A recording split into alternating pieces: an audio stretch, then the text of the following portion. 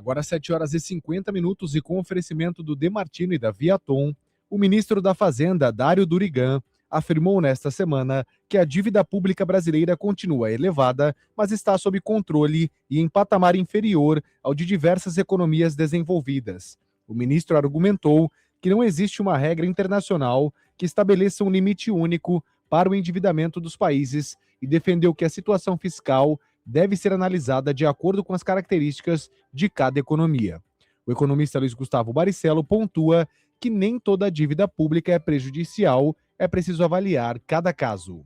É importante deixar claro que todos os países possuem dívida, e ter dívida não é necessariamente algo ruim. Você tem serviços essenciais que só o Estado pode ofertar, ou que são majoritariamente ofertados pelo Estado. Por exemplo, a Previdência. Aqui no Brasil, quando você se aposenta, você contribui e o Estado depois arca com a sua aposentadoria. Aqui no Brasil, por exemplo, a gente tem um regime tripartite. Você paga uma parte, enquanto trabalhador, a empresa paga uma parte e o governo paga uma parte da sua aposentadoria. O SUS também é mantido pelo governo. As faculdades federais são mantidas pelo governo, faculdades estaduais são mantidas pelo governo, a Embrapa é mantida pelo governo. Então, tudo isso custa. E para se financiar, o governo lança títulos da dívida pública. Então, ter dívida pública não é necessariamente algo ruim. O que a gente deve discutir é qual é a qualidade dessa dívida pública, para onde que o dinheiro está sendo gasto. Será que ele está sendo eficientemente gasto? E outra coisa, qual é a tendência dessa dívida pública? Ela é uma dívida pública cada vez mais crescente em relação ao que a gente produz em riqueza, ou seja, a relação dívida-PIB. Ela cresce descontroladamente ou ela cresce com uma tendência de estabilização? Nos países desenvolvidos, ela está sim acima de 100% do PIB, às vezes até acima de 200% do PIB, mas ela tem uma trajetória estável e ela é uma dívida de longo prazo. Aqui no Brasil, até 2030, nós temos uma trajetória da dívida crescente. E o problema do Brasil é que é uma economia que cresce pouco. Então, o problema é que a gente faz pouco, entre aspas, caixa para pagar uma dívida cada vez mais crescente. E essa dívida no Brasil, o que preocupa é justamente a parte relacionada à previdência, porque o Brasil está ficando um país velho antes de ficar rico. Outro problema que essa dívida fora de controle pode gerar são pressões inflacionárias na economia. E com pressões inflacionárias, o bolso de todo mundo fica mais apertado.